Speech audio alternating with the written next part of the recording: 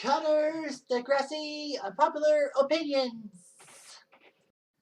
Hey there, hello, ho there. It's Jeff Cutter Diamond welcoming you to another Degrassi hot take / unpopular opinion. And this time it's a hot take about Spike's role in the next generation clause after being such a decent OG of Degrassi High and Junior High.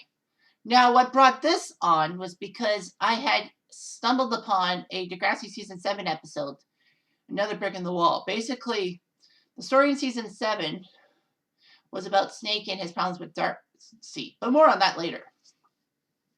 So anyway, I feel like Spike basically was the victim of terrible writing and just a terrible character in her adult years. I'm not going to go too far into Spike's character, but basically Spike, was impregnated by Shane at such a young age, and basically they weren't sure what to do with the baby. Shane's parents weren't too happy with Shane impregnating their girl. They basically wanted Spike to have an option, fair enough, and they basically said they were going to ship Shane to an all-boys school because that's what they're doing. And Shane basically thinks that they're basically getting rid of him because they're playing favorites with his two older brothers. And also the fact that, with this whole teen pregnancy thing, basically they're ashamed of themselves and they don't go out, and basically they're being shunned by the community, even though his father's a minister. Shane basically tells his parents, let me try my best to do this thing with Emma. Of course, Spike doesn't help matters by not letting Shane see Emma. I mean, Shane's risking a lot with his parents to deal with Spike and Emma. He gives Spike half his allowance each week for child support payments. Although at least he's doing the right thing. He holds Emma, although that Spike is obviously not too pleased with Shane holding Emma, but because the babysitter for Emma had to go away, she had to leave Emma at the school with Spike. So of course, Shane basically goes to a concert. He drops acid. He falls off a bridge, either on purpose or by accident. We don't know. Probably by accident, by my guess. Is that why would you try to commit suicide if you're on acid? Doesn't make sense. But anyway, Spike has to raise Emma alone because Shane's brain damaged and all that. And there are some boys who try to help her out, like Patrick and Snake. Yeah, Snake even helped in Degrassi High Season 2. Look at it. But basically, yeah, raising a kid by herself is not easy. I mean, her parents helped her out. No doubt about it.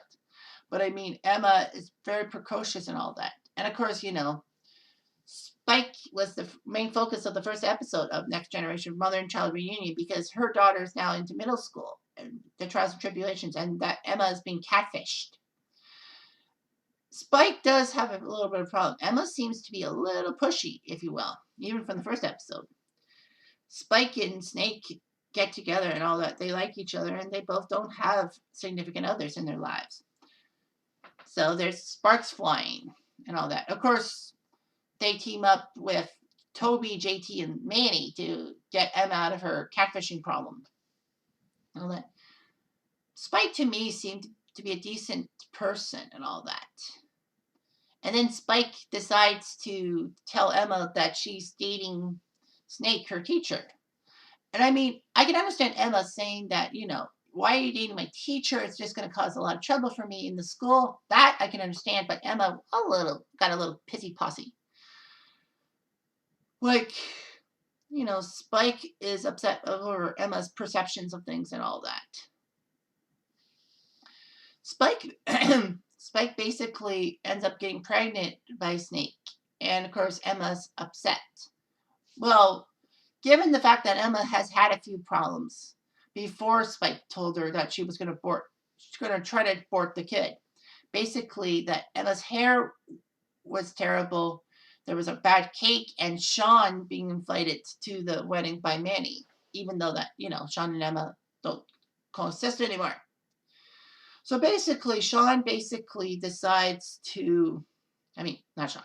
So basically, she tells Emma that basically it's her body, it's her choice, which is true, abortion things.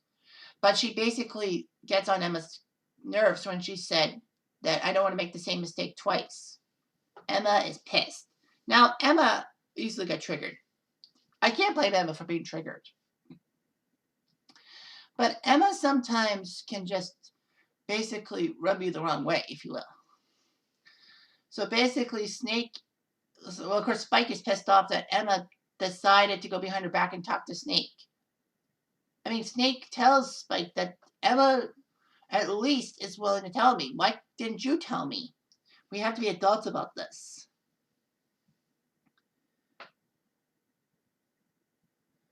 So basically, yeah. So basically, Snake and Spike having a discussion about their family and all that. But they both agree that this kid could be good at all that, and they figure that Emma will do her part, due diligence, and she will. So of course, they get married and all that. Spike seems to be a little bit biased towards Sean because of his background. But, Emma calms Sean down by saying that she's just ignorant and all that. Season 3, of course, Spike gets pregnant and she's going to have the kid during the first episode of season 3. That being father figure. So basically, Spike is doing all she can. She's putting her family through drills, and she does pretty well. And then when Emma is called Emma Simpson instead of Emma Nelson, Emma basically texts Spike about her father. Because, she wants to know about her father. She's going to welcome a new sibling, but Spike basically bossed her around and all that, saying that, I don't want you finding out, end of story. However, Emma is driven, and basically she gets to Stoville and all that. Of course, Spike is angry that Emma decided to try to find her father. Emma lashes at Spike for everything.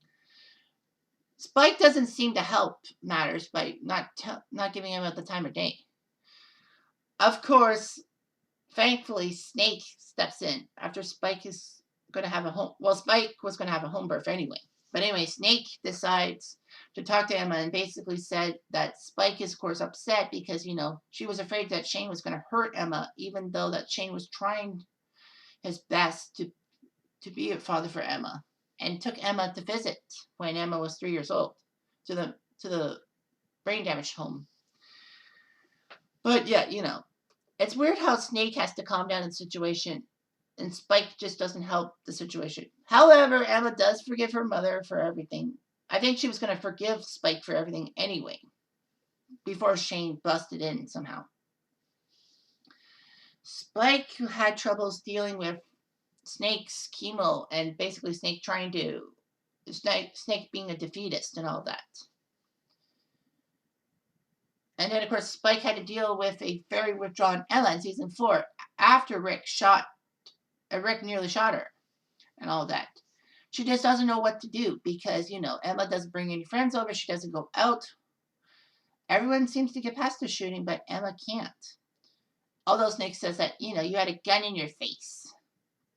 She had a gun to her face. What do you expect? Like, she's generally worried about Emma. Season 5, she seems to be a little bit worried about Emma. But, of course, Spike had to deal with the ultimate setback, and that's Snake having a tryst with Hatzalakos. Snake should not have done that with Hatzalakos. He screwed up just as much as Hatzalakos did. Spike, of course, was upset. Not just because her husband cheated on her, but because he basically forced Emma to keep a secret, and Emma keeping secrets is not that well placed. Spike falls into a depression in a sense.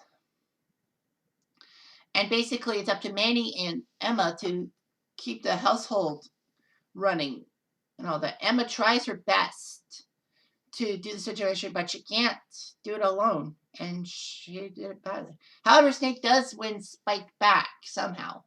And, they get together and all that. And then they both realize that Emma trying to gain control of everything just sucked. And basically, Emma had an eating disorder. Emma basically was trying to run the household. She was trying to impress Peter. Well, keep the thing with Peter separate. And basically, she wanted to help Manny with her movie role. Manny should be blamed a little bit for Emma's disorder, because if she hadn't told Emma about the escape to lose weight and all that, Emma probably would not have done it. And it was weird how Emma basically lashed at Peter, Manny, and Snake at the intervention, but Spike never got a lash out. Emma probably would have lashed at Spike so that you should have been a stronger woman because I would not have taken control of the house anyway. I was doing your job. Basically, I think Emma snapped at Spike or something like that. Should have snapped at Spike, and Spike would have realized how terrible she was. You know, Spike in season 6, of course, had to be inadvertently moved with the JT stabbing because, you know, it happened when they were away, and basically, you know, everything happened and all that. I think Spike admonished Emma and Manny off screen, but, you know. So anyway, yeah. But then in season 7, basically she's upset that Snake has troubles with Darcy and all that. Of course, as we all know, Darcy basically was worried about things. Darcy had problems.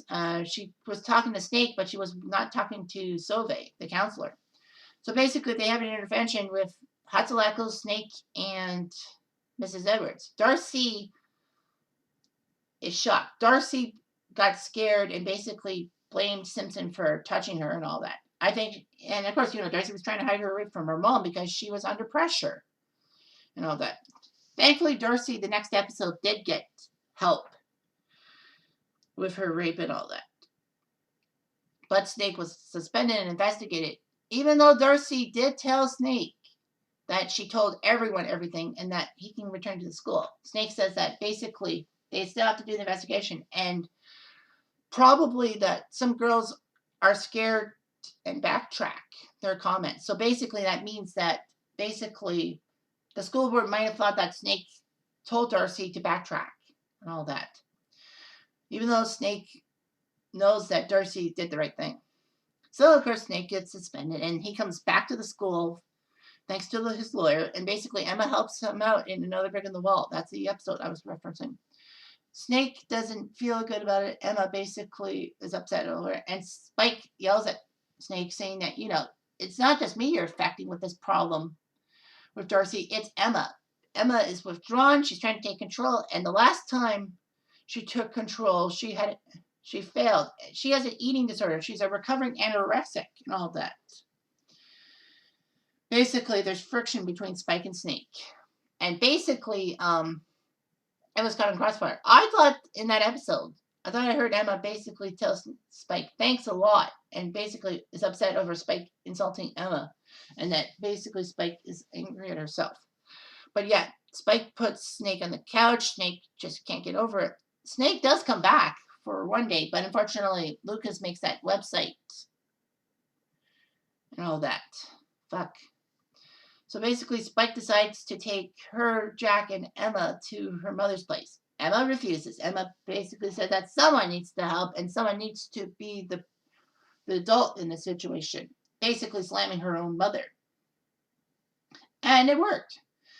Snake gets better, and basically, Spike moves back in. Spike and Snake are still together somehow. All that. It just ticks me off about that situation. It seems that, you know, Emma's taking charge because she's trying to be the adult here and not Spike. What the fuck, Spike? Anyway, I did a Degrassi post a while ago and got a lot of upvotes. And this is it. What is Spike's problem? I said, just watch the season 7 episode, Another Brick in the Wall, and I could not stand Spike's behavior in that episode. She doesn't understand Snake's sudden inability to go back to work after being cleared of what Darcy accused him of. And she lashes at him about Emma trying to take control and that she's a recovering anorexic and not to hurt her. And she's upset that Emma refuses to go to her grandmother's house with Spike and Jack, choosing to help Snake because that's what she is, a decent human being, not like her mom. I should have said an adult in this situation. Spike went down the path of the OGs in Next Generation, not Riddenwells, aka Caitlin, Joey, and Raditch. Being annoying as fuck.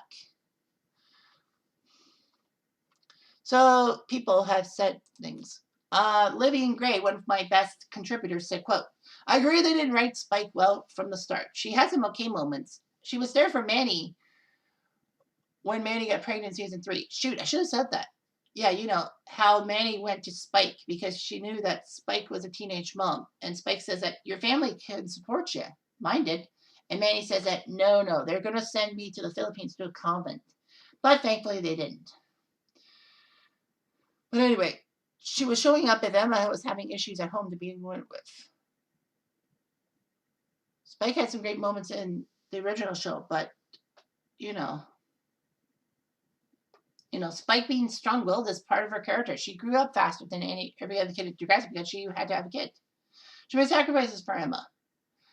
Snake was more passive in high school and got pushed around and all that. Spike leaving and Emma staying seemed more like a pot convenience. Spike wasn't really in the show regularly.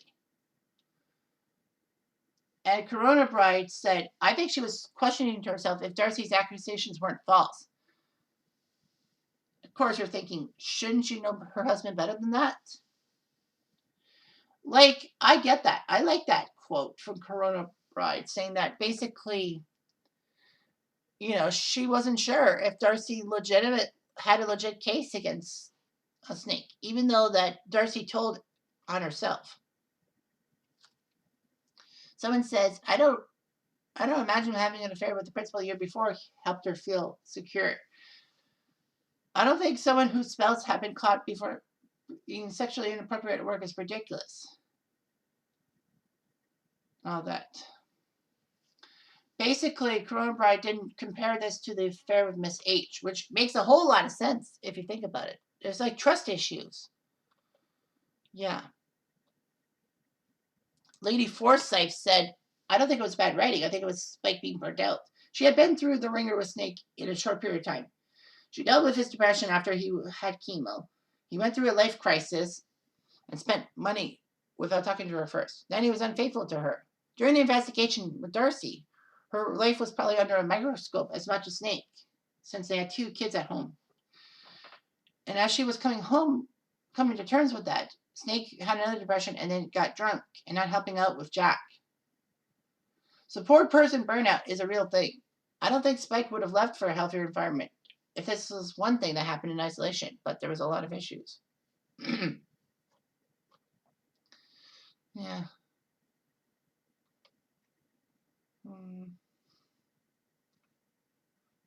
And then someone also said Spike should have shown more empathy and understanding to Snake and Emma. It's like she's been previously known to have an open mind, being understanding in general.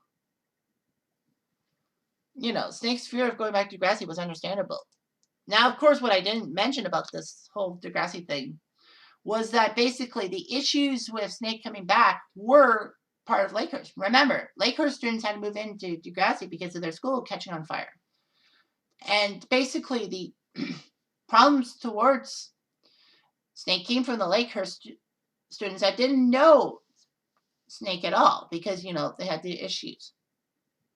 What was weird is that, Darcy and Emma decided to team up and have a good wild card for Simpson, which was great that Darcy and Emma could trust each other again. And then all of a sudden, Mia wants to sign, but Lucas says, no way, Jose.